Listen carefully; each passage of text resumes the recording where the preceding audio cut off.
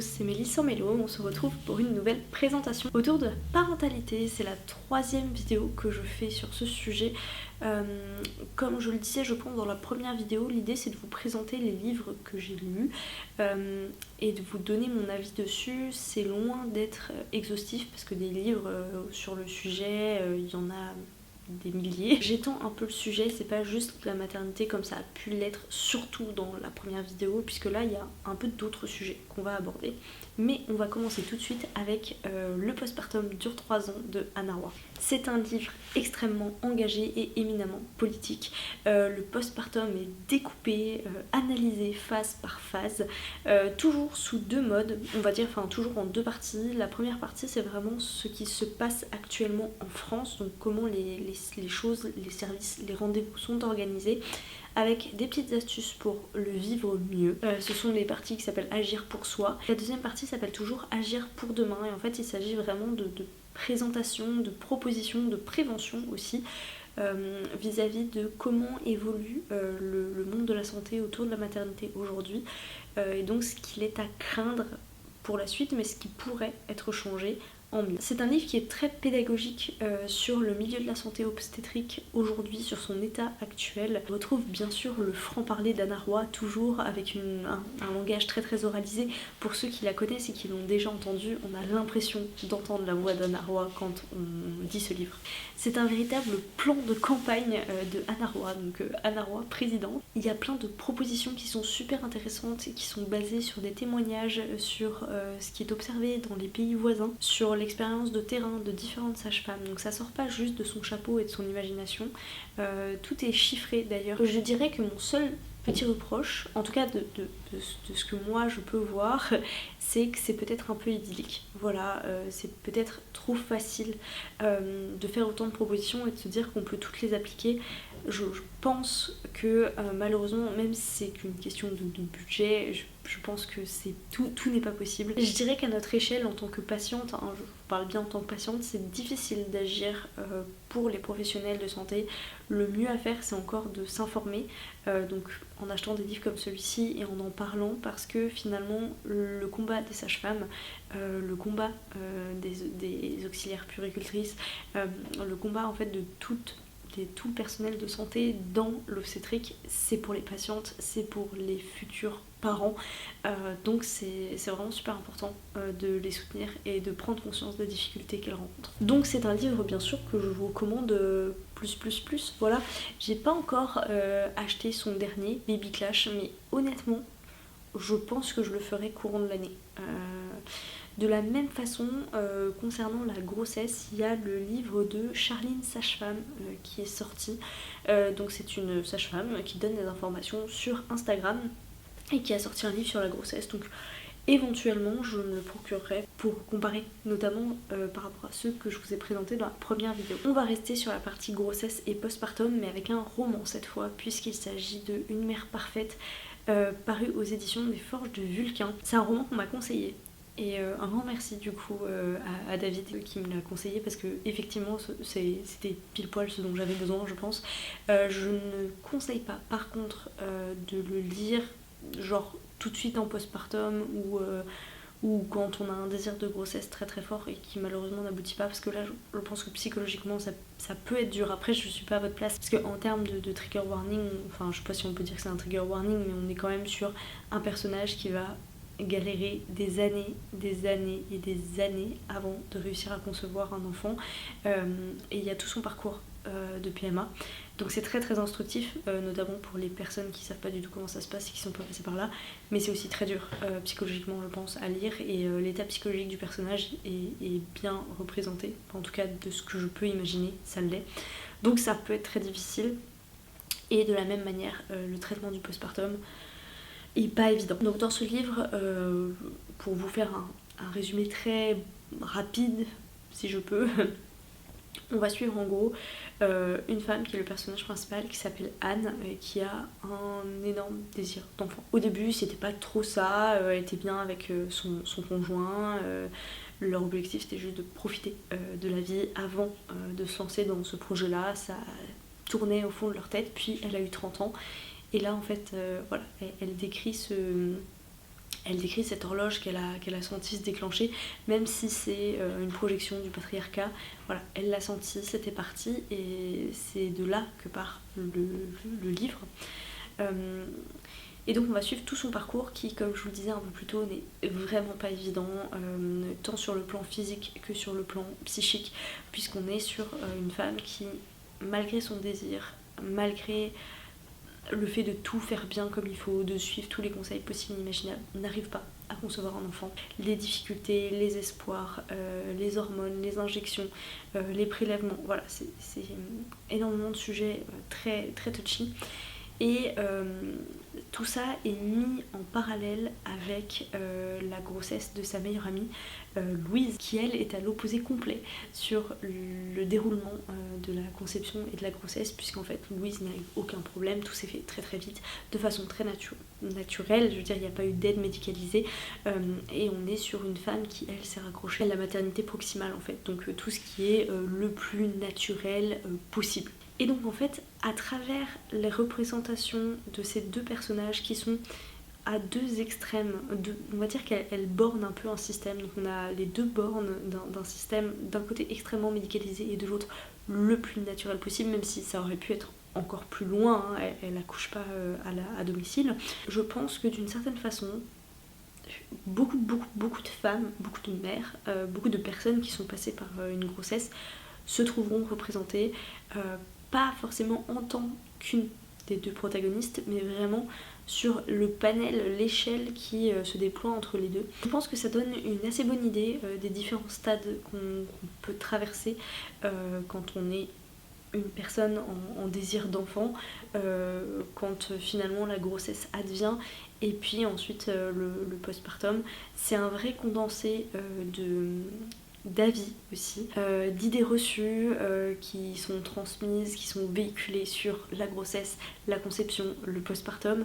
Il y a aussi des petits passages sur toutes les remarques qu'une femme enceinte peut entendre, voilà, enfin qu'une femme enceinte, une personne en tout cas enceinte en cours de grossesse peut entendre. Tous les commentaires en tout genre, comment ils sont perçus aussi par les deux femmes. On a quelques stats intéressantes aussi, puisqu'en fait Anne c'est un personnage qui va énormément se documenter, donc on a des extraits de recherches scientifiques sur le parcours de la grossesse. Et enfin on a à travers les yeux d'Anne et de Louise, et même parfois un peu à travers leurs propres paroles,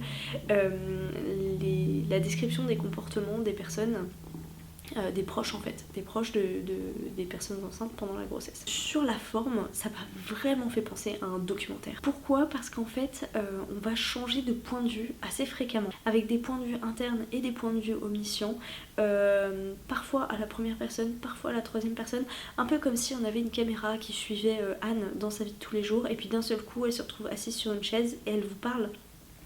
Pour vous dire comment elle a ressenti tel ou tel passage, comment elle a vécu tel moment, telle phrase de son conjoint. Pareil, on donne la parole au conjoint également, à Louise bien sûr, et j'ai trouvé ça super bien construit, ça se lit très très vite. J'ai pris un tas de notes, mais littéralement ma liseuse est remplie de oui, c'est tout à fait ça, MDR.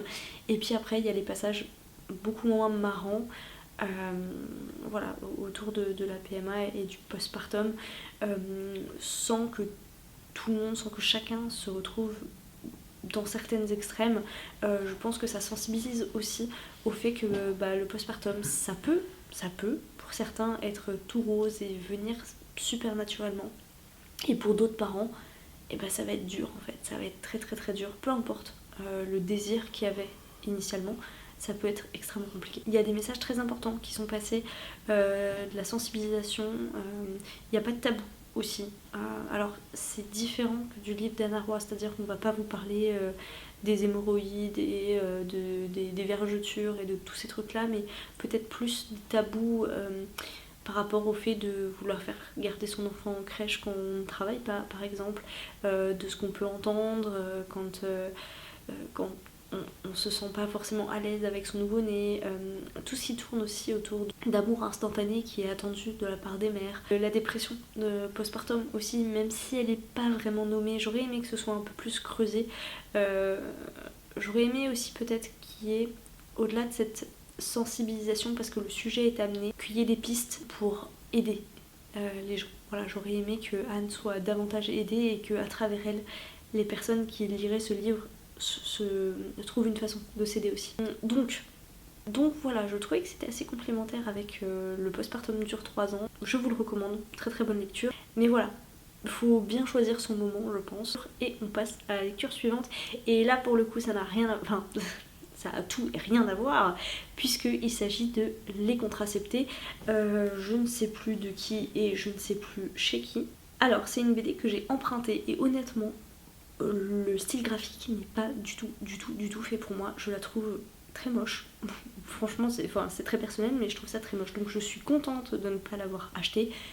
Mais par contre extrêmement heureuse d'avoir pu l'emprunter et de l'avoir lu parce que le sujet est méga important. Donc là aussi on est un peu, enfin alors je dis là aussi par rapport à ce que je vous disais sur le livre précédent, c'est un documentaire, donc c'est une BD qui a été écrite par 2 journalistes qui se sont penchés sur la question de la contraception masculine.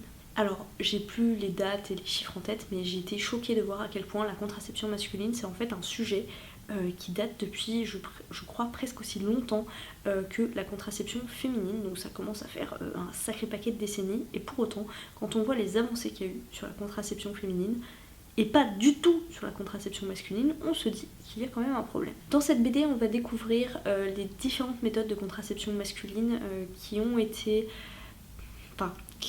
testées, c'est difficile de dire ça parce qu'en fait elles sont pas vraiment testées ni vraiment en cours de test, mais donc celles qui existent et les différents précurseurs et leurs idées. On va voir les modes de fonctionnement des différentes méthodes et aussi des témoignages de personnes qui ont testé. Franchement, je pense que vraiment ce que je retiens de cette lecture, c'est le choc en fait. Le choc de voir que pour contrôler le corps de la femme, il y a vraiment du monde. Vraiment, il y a du monde pour créer des pilules de première, deuxième, troisième génération, tous les types possibles et imaginables. Mais alors, pour créer une contraception non définitive chez l'homme, là c'est plus compliqué. Il y a assez peu de recul à l'heure actuelle sur les méthodes réversibles de contraception masculine, mais ces méthodes existent.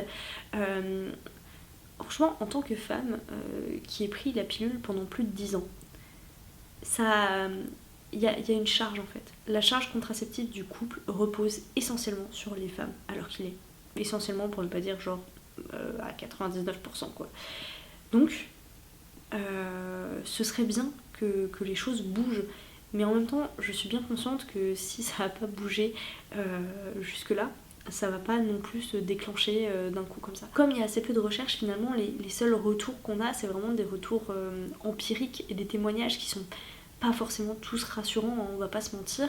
Donc forcément ça encourage pas d'autres hommes à aller dans cette direction là, les femmes peut-être encore moins, puisque du coup on nous a appris à gérer et à prendre cette charge sur nous, donc laisser cette charge là c'est aussi faire confiance et faire confiance à des méthodes qui sont pas forcément prouvées, donc évidemment c'est pas forcément facile. C'est des méthodes qui sont très peu connues, qui sont très peu répandues.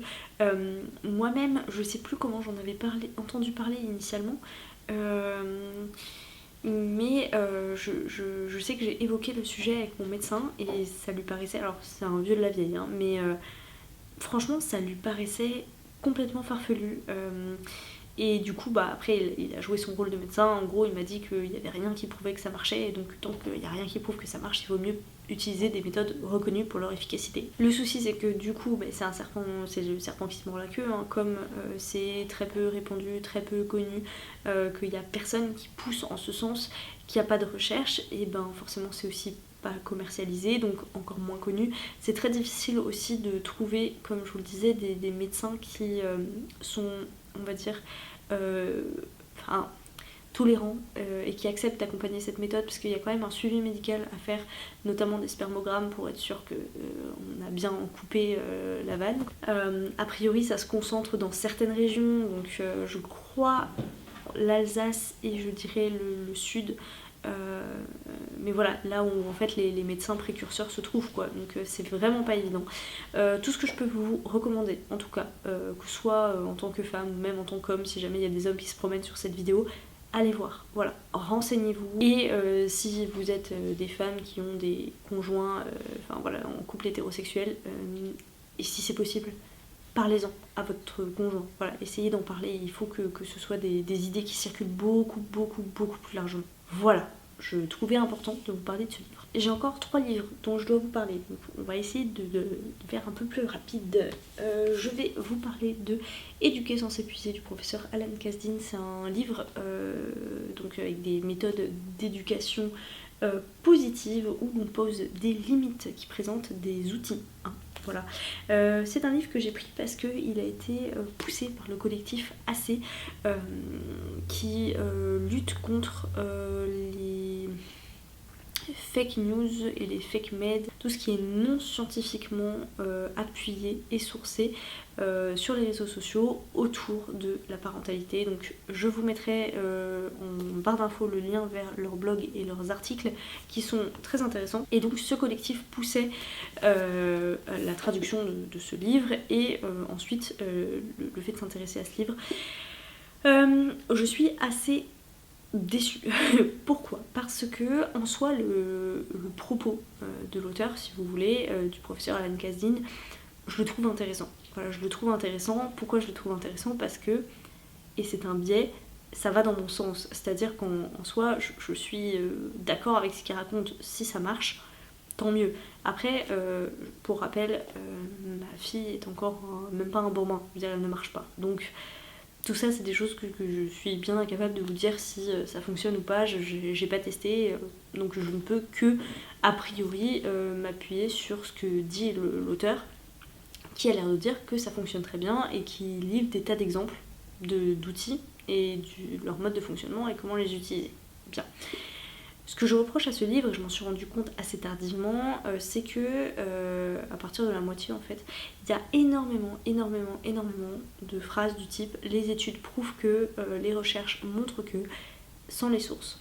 Et en fait, c'est ça qui m'a un peu refroidi, c'est-à-dire que je trouve que c'est très facile de dire les études montrent que, enfin les recherches prouvent que, sans mettre les sources et en s'appuyant sur ses propres recherches, puisque le professeur Alan Kasdin, en fait, il est professeur en psychologie et psychiatrie infantile à Yale, donc voilà, c'est une tête le monsieur, et il a un centre de parentalité où a priori il reçoit des gens qui ont des soucis dans leur parentalité pour les aider et les guider. Voilà. Et donc en fait il se base là-dessus. Et j'ai envie de le croire, mais parce que ça m'arrange bien, si vous voulez. Donc voilà, moi c'est le reproche que je fais à ce livre, c'est que ok, les outils ont l'air intéressants, et sur le papier, si ça marche, eh bien très bien, allons-y, testons. En revanche, je suis déçue qu'il n'y ait pas les fameuses sources, puisque c'est quand même poussé par un collectif qui a tendance à vouloir chercher et creuser le fond scientifique des choses. Donc bon. À vous de voir. Le livre dont je veux vous parler ensuite, c'est, je dirais toujours autour de l'éducation, même si là c'est l'éducation et le féminisme, même si là c'est beaucoup plus large puisqu'il s'agit du couple et l'argent de Titu Lecoq. Titu Lecoq, j'avais pas trop adhéré à son titre, Les Grandes Oubliées, ces femmes qui ont fait l'histoire, mais par contre j'avais complètement adhéré à Libérer, le combat féministe se gagne devant le panier de linge sale. Donc là, Titu Lecoq s'attaque à le couple et l'argent, donc la façon dont dès la petite enfance, la conception même de l'argent, les principes qui y sont associés, les valeurs qui y sont associées ne sont pas les mêmes pour les filles et les garçons, et comment une femme qui s'engage dans un couple hétérosexuel classique a toutes les chances de s'appauvrir en fait. J'ai trouvé son propos extrêmement intéressant. Elle se base notamment sur le personnage de Gwendoline. Gwendoline qui est une... je crois la fille est née dans un couple pareil hétérosexuel. Elle explique et elle source ses études que en moyenne les filles reçoivent moins d'argent de poche que les garçons par exemple. Donc très tôt, sous prétexte d'indépendance, elles vont aller payer un loyer et elles partent de leur famille, pendant que les hommes le plus souvent, enfin c'est des moyennes, c'est des chiffres, tout le monde n'est pas concerné, c'est pas que des généralités, restent chez leurs parents et donc du coup économisent ce qu'ils ne mettent pas dans un loyer. forcément l'impact de la maternité, et c'est pour ça que je voulais mettre ce livre, citer ce livre dans cette vidéo, l'impact de la maternité sur la carrière des femmes et donc sur leur salaire, et pas que au niveau, si vous voulez, du passage au temps partiel qui est l'argument qui revient le plus souvent et qui est le plus exprimé, mais il n'y a pas que ça. Malgré un salaire moins important, le fait de vouloir participer à égalité dans un budget familial et non pas à équité,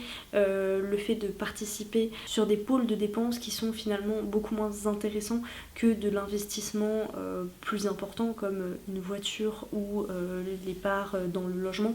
J'ai trouvé ça super intéressant. Voilà, donc ça se lit très très bien, ça se trouve en médiathèque, je vous le conseille vraiment. Comme elle le dit à plusieurs reprises, le savoir c'est le pouvoir en fait. Il faut se renseigner et il faut chercher à comprendre. Il faut prendre connaissance des différences qui existent pour essayer à minima de les lisser. C'est pas évident, mais je pense que c'est faisable. J'y pense parce que j'ai beaucoup de copines qui sont fiancées, qui vont se marier. Si c'est votre cas, renseignez-vous. Renseignez-vous sur les contrats de mariage. Et oui, c'est toujours dur de parler séparation au moment de se marier, mais c'est important. Elle cite des études, elle cite des applications, elle cite des femmes qui ont des médias d'information sur le sujet.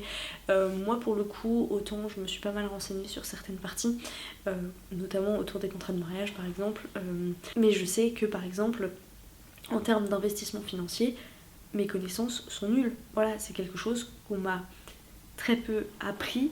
J'aurais pu apprendre davantage, j'aurais pu me renseigner, mais j'admets que c'est quelque chose qui ne m'intéresse pas. Mais c'est tellement important. C'est tellement important parce qu'on se rend compte qu'en fait, l'argent, c'est quand même le nerf de la guerre. C'est de l'indépendance en fait. Et c'est éviter de se retrouver, comme elle le dit, avec juste des pots de yaourt vides une fois que tout est fini, dans certains cas. Voilà, et donc elle part de Gwendoline, jeune fille qui reçoit ses premiers sous en argent de poche, à Gwendoline à la retraite. Donc c'est passionnant. Après forcément, peut-être que ça manque de nuances, ça présente pas tous les cas possibles et imaginables, bien sûr, ça reste quand même assez général, mais c'est important de se documenter sur le sujet, et je pense que ce livre-là, c'est déjà un premier pas pour se poser plein de questions. Le dernier livre dont je voulais vous parler dans cette vidéo, c'est Virus, bactéries, microbes, tout savoir pour y échapper, du docteur Océane Sorel. C'est The French Biologist sur Instagram. Je sais pas si vous connaissez The French Biologist, mais grosso modo, elle a un gros parcours derrière elle, avec 2 doctorats, dont un en médecine vétérinaire je crois, et un en tant que virologiste. Peut-être que je dis des bêtises, mais bon voilà. Et en gros c'est une personne qui est extrêmement attachée à ce qui est démontré par la science, et pareil, elle va sur Instagram présenter du coup le contenu de certaines recherches. Elle fait vraiment de la vulgarisation scientifique, et l'idée c'est vraiment de se mettre au niveau tout public. Dans ce livre, on va parler de sujets aussi variés que les microbes dans la cuisine, comme les microbes dans les vaccins. Il y a plein de petits fun facts autour des femmes dans la science, la découverte des différents vaccins, le lien entre certains virus animaux et humains. Donc voilà, j'ai trouvé ça super bien fait. Tout comme sur Instagram, on trouve plein de petites fiches récapitulatives sous forme d'infographie en une page sur les grandes maladies que vous allez... Je vous souhaite pas de toutes les rencontrer au cours de votre vie, mais voilà, dont on entend parler en tout cas. Le calendrier vaccinal français, le fonctionnement des différents types de vaccins.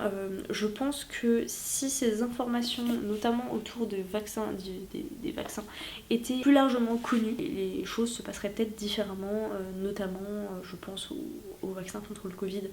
D'ailleurs je pense que c'est à partir de là que elle a créé sa chaîne Instagram, son compte Instagram, pour vraiment débunker les fake news autour du Covid.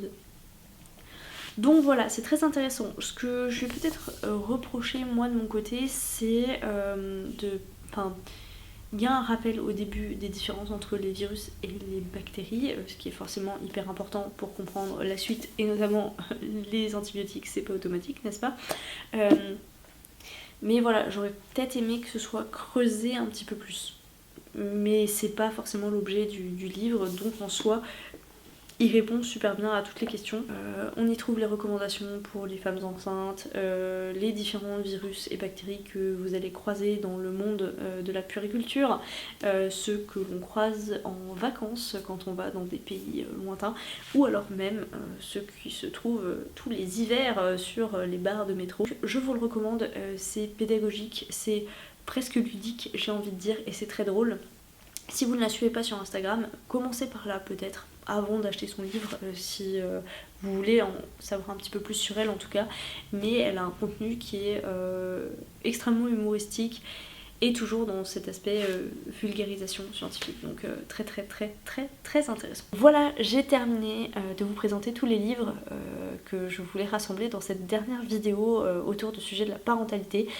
J'ai pas prévu d'en faire d'autres pour l'instant parce que j'ai un peu épuisé la matière que j'avais pour le moment, donc voilà, on verra peut-être d'ici un an éventuellement si j'ai d'autres idées de livres que j'aimerais bien lire sur le sujet, mais c'est pareil, le temps que je les acquière, le temps que je les lise, voilà, c'est pas pour tout de suite. Donc j'espère que cette vidéo vous a plu, que les deux précédentes sur le sujet vous ont plu aussi. S'il y a des livres qui vous ont fait envie ou que vous connaissez, n'hésitez pas à venir dans les commentaires pour en discuter avec moi. Et puis en attendant une prochaine vidéo, je vous souhaite à toutes et à tous de très très belles lectures.